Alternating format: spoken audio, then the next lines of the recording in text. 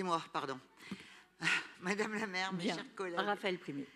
Il y a 6 ans, en réponse au vaste mouvement des Gilets jaunes, Emmanuel Macron a initié un grand débat.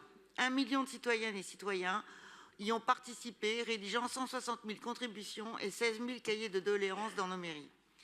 Les citoyens y ont exprimé leurs préoccupations et propositions dans un exercice démocratique sans précédent.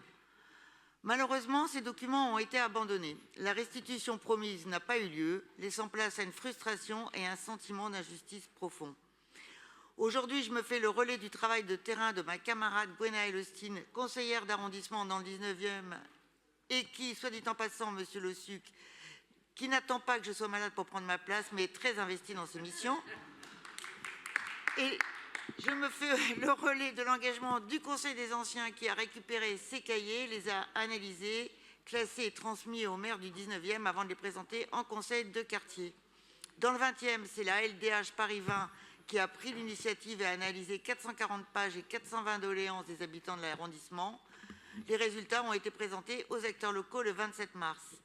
Bien loin des sondages qui cadrent les préoccupations supposées des Français, ces cahiers représentent le témoignage le plus fin, le plus précis de ce qui préoccupe les Français et les Parisiens au quotidien. Elles représentent une opportunité unique d'ancrer nos politiques publiques dans leur vécu et dans leurs attentes. C'est pourquoi nous demandons à la ville de procéder au recensement et à la récupération de ces cahiers dans l'ensemble des mairies.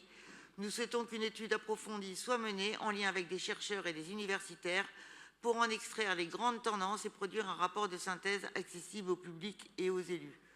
Notre majorité est attachée à une démocratie participative et locale authentique. Pour éviter les critiques sur une participation descendante ou déconnectée des réalités, il nous appartient d'exploiter ces cahiers comme un véritable outil d'intelligence collective. S'appuyer sur ces documents, c'est respecter la parole citoyenne et renforcer la légitimité de nos politiques publiques. En donnant à ces contributions une suite concrète, nous honorons la démocratie et redonnons confiance à celles et ceux qui trop souvent se sentent ignorés.